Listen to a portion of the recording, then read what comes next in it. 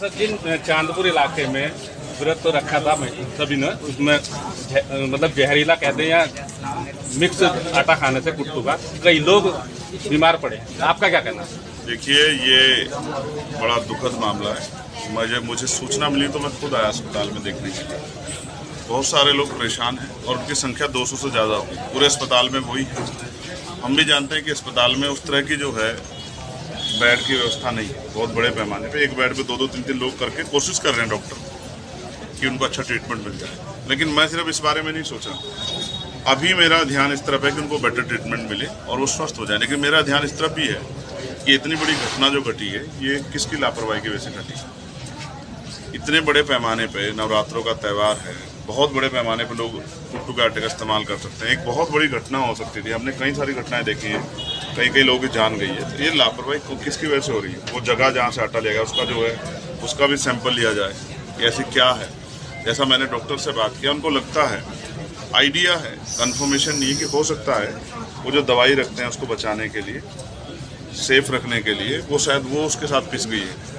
तो ये एक बहुत बड़ी लापरवाही है। और इससे पहले इतने बड़े त्यौहार पे, और अगर ये जो है हमारी टीमें अगर जो है फोरेंसिक टीमें जांच नहीं कर रही हैं, ये खाद्य विभाग की लापरवाही मानते हैं? ये बिल्कुल लापरवाही है। लापरवाही नहीं, अभी ऐसे छूटने वाली नहीं है कि लापरवाही। मैं अभी दिशा कमेटी मीटिंग में पूछूंगा और मैंने बुलाया स्पेशली उनको जवाब देना पड़ेगा कि वो क्या जाँच करते हैं। सिर्फ यही है जाँच कि जाओ लोगों को डराओ और पैसे ले लो।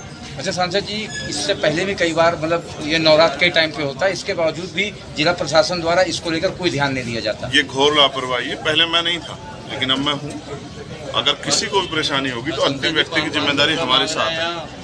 सारे दिन भगा रहा है। मैं आज यहाँ हूँ और मेरा प्रयास रहेगा किसी गरीब को किसी तरह की परेशानी यहाँ नहीं, चाहे डायलिसिस के पेशेंट हो, चाहे जिनको ब्लड चाहिए उनके हो, या जो लोग भर्ती हैं, तमाम तरीके। और जो असुविधा है यहाँ, अगर मैं बात करूँगा एडमिनिस्ट्रेशन से, अगर मैं उनकी कोई मदद कर सकता हूँ, उनकी कोई ऐसी परेशानी, जैसे एक सबसे बड़ी समस्या आईसीयू नहीं है। अगर डिस्ट्रिक्ट हॉस्पिटल में आईसीयू नहीं है और आईसीयू की जरूरत होगी तो कहाँ जाएगा? मेडिकल कॉलेज बन गया सांसद जी है, और मेडिकल कॉलेज बनने के बाद आईसीयू नहीं आया तो आप समझिए ना, फिर प्राइवेट में जाना पड़ेगा तो गरीब की जेब कटेगी ना। तो चिंता देखो, सक्षम लोग कर सकते हैं, मैं कर लूँगा, लेकिन गरीब कहाँ जाएगा? तो उसको भी तो अच्छा, अगर बीमार होने पे सांसद जी आपने बीमार होने पे उसको भी तो अच्छे इलाज का अधिकार है नहीं, उसकी जीवन रक्षा जरूरी है नहीं है। तो ये इंपॉर्टेंट इशू। मुख्यमंत्री जी बहुत कहते हैं, अब जानना ये है कि मुख्यमंत्री जी वहाँ सिर्फ मीडिया को कहते हैं कि जमीन पर भी कुछ उसका असर होगा। और एक बहुत बड़ी घटना है, 4 दिन से एक बच्ची जिसके साथ जो नाबालिग है 14 साल की, इसने रेप की FIR दर्ज कराई है और हुई है FIR, लेकिन 4 दिन से उसका मेडिकल नहीं हुआ है। मैंने SHO से भी बात की है, मैंने डॉक्टर से बात की, इनको पता ही नहीं इतने बड़े विषय का। कौन से थाने का मामला? ये नेटवर्क थाने का मामला है। मेरे हाथ में FIR है। मैं बड़ा चिंतित हूँ कि 72 घंटे के बाद तो सिम्टम्स भी जो है कमजोर पड़ जाते हैं। अच्छा योगी, तो ऐसा लगता है जैसे जानबूझ के एविडेंस को खत्म करने का। योगी जी कहते हैं कि बेटियों के प्रति कोई भी लापरवाही बरती नहीं जाएगी, जो छेड़छाड़ के आरोपी है या बलात्कारी है उनको गोली मार देंगे अगली चौराहे पे। इस पे क्या कहना है? मैं गोली की बात से सहमत नहीं हूँ, लेकिन मैं ये कहता हूँ, मुख्यमंत्री कुछ भी कहते रहे, मुख्यमंत्री के साथ हमारी कुछ नैतिक जिम्मेदारी बैठती है। अगर लोकल एडमिनिस्ट्रेशन नहीं कर रहा तो कुछ हमें भी करना चाहिए। ऐसा नहीं कि मुख्यमंत्री के भरोसे छोड़ दें।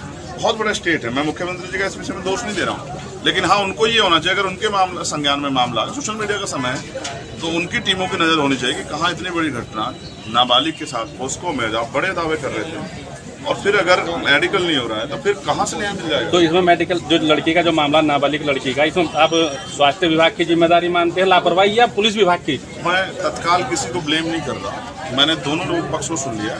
मैं शाम तक इसकी इंक्वायरी कराऊंगा और उसमें जो भी दोषी होगा उसके लिए मैं खुद रिकमेंड करूंगा।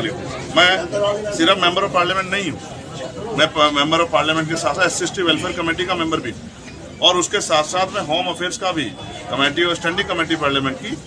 तो मैं मेरी जांच का दायरा ठीक है, मैं करा सकता हूँ। तो मैं लापरवाही को छोड़ने वाला नहीं। मैं गरीबों के लिए, कमजोरों के लिए, किसान मजदूर, तमाम तरह से जो जिनको जरूरत है उनके लिए हम लोग खड़े हैं और इसीलिए उन्होंने हमें चुना। ऐसा नहीं कि हम दफ्तर में आराम से बैठे, वो लोग यहाँ तड़प अस्पतालों में, ये नहीं होगा। हम लोग लड़ेंगे उनके लिए।